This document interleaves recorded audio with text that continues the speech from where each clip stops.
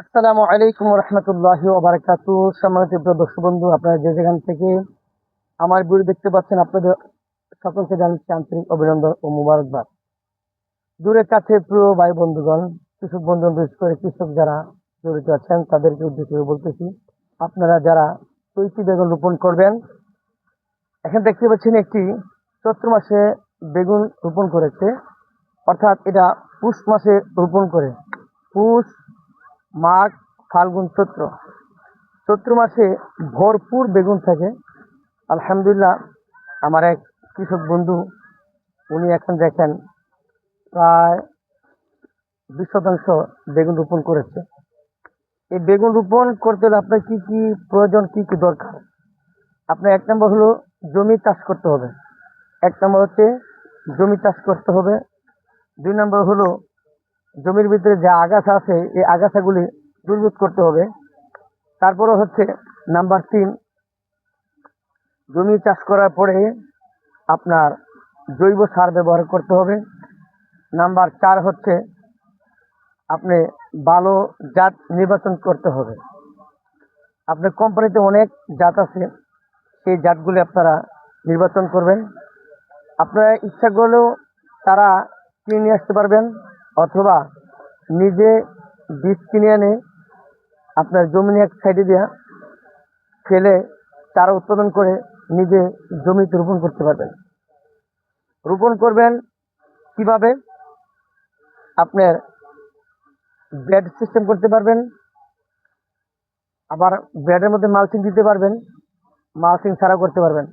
তো আমি বলবো মালচিং দিয়ে আপনি রোপণ করলে সবচেয়ে বেটার হবে। আর মালচিং কত দিবেন? আমি আপনাদেরকে বলবো 4 ফুট মালচিং পেপার দিবেন। মাত্র একটি চারা রোপণ করবেন, এক লাইন, 2 লাইন না। অনেকে ভুল করে 2 লাইন রোপণ করে না, আমি বলবো 1 লাইন রোপণ করবেন। এই জন্য 1 লাইন রোপণ করবেন,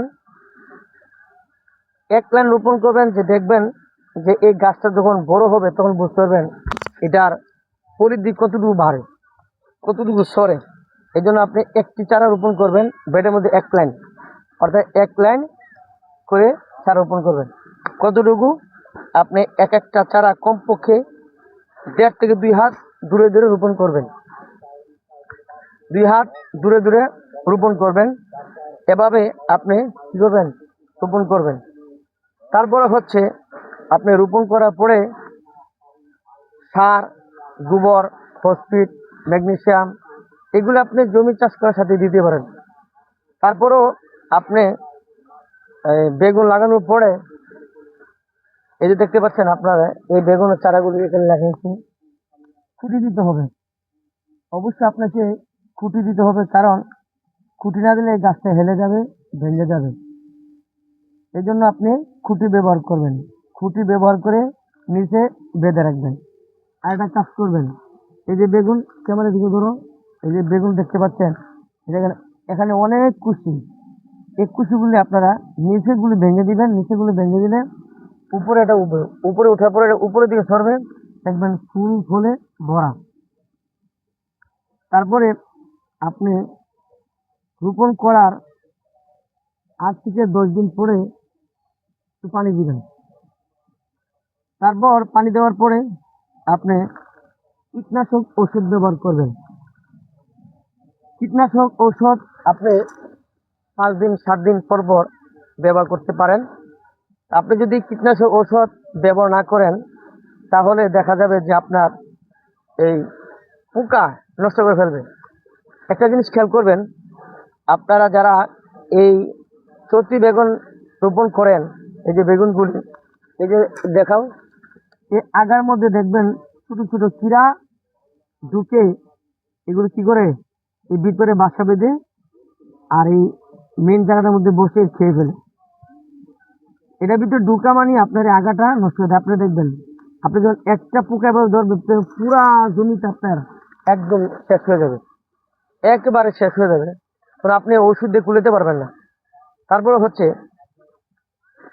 যখন বেগুন গাছ 1 থেকে 2 মাস হয়ে যাবে, ফুল আসবে, যখন ফুল আসার পরে আপনার ফল আসবে, তখন উপর দিয়ে নেট সিস্টেম দিবেন, চতুর্দিকে নেট দিবেন। নেট না দিলে কি হয় জানেন? বুলবুলি পাখি আছে, এই বুলবুলি পাখিগুলি বেগুনগুলি খেয়ে ফেলে। বুলবুলি আপনার বেগুন খেয়ে ফেলবে, এই জন্য আপনাকে নেট ব্যবহার করতে হবে।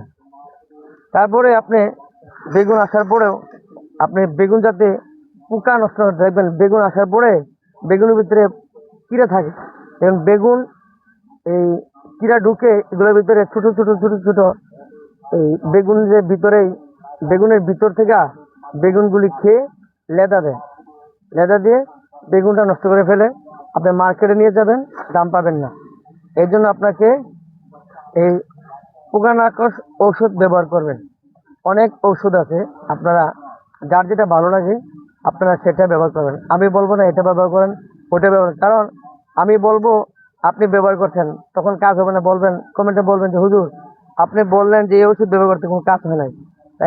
তাই আমি এই জন্য বলবো আপনি আপনার পার্শ্ববর্তী দোকান দিয়ে গিয়ে আপনি ওষুধ নিয়ে আসবেন।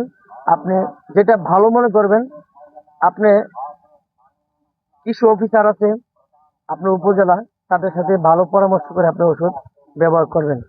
আলহামদুলিল্লাহ দেখবেন যে আপনার ক্ষেত সুস্থ থাকবে, চারা সুস্থ থাকবে, ফলও মাসাল্লাহ ভালো থাকবে আলহামদুলিল্লাহ। তো আপনি ফসল যখন ভালো হবে মার্কেট নিয়ে যাবেন, ভালো দাম পাবেন, দেখবেন যে আলহামদুলিল্লাহ আপনি ভালো লাগবে। এই জন্য আপনি কৃষি বাঁচলেই দেশ বাঁচবে, আর কৃষি যদি না বাঁচে তাহলে দেশ বাঁচবে না।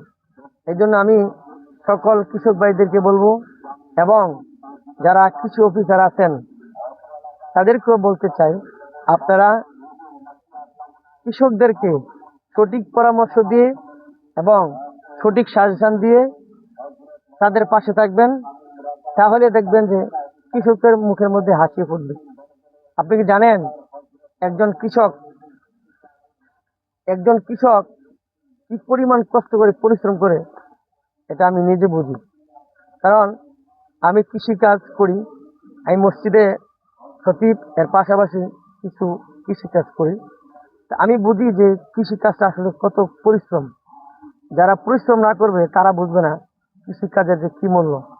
একজন কৃষক কি পরিমাণ কষ্ট করে, এটা সরজমিনে না আসলে বোঝা না। সে এই রৌদ্রের মধ্যে, প্রচন্ড রৌদ্র, প্রচন্ড শীতের মধ্যে সে ধান লাগাচ্ছে, আলু লাগাচ্ছে, মরিচ লাগাচ্ছে, বেগুন লাগাচ্ছে, টমেটো করতেছে, পেঁয়াজ লাগাচ্ছে, আরো অনেক সবজি উৎপাদন করতেছে। কিন্তু দেখা যায় বাজারে নিলে এটার মূল্য পাওয়া যায় না। তাই সম্মানিত প্রিয় দর্শক বিন্দু এবং কৃষক বন্ধু, আপনারা জেনে শুনে বুঝে জমিতে ফসল রোপণ করবেন। কেননা আপনি আনসিজনে ফসল উৎপাদন করার চেষ্টা করবেন, তাহলে ভালো দাম পাবেন। আর সিজনাল তো সবাই করে, যেমন এখন বর্তমানে কাঁচামরিচ, টমেটো, বেগুন, আলু, ধনিয়া পাতা, তারপর হচ্ছে পালং শাক, ডাঁটা শাক, এগুলি সবাই করে।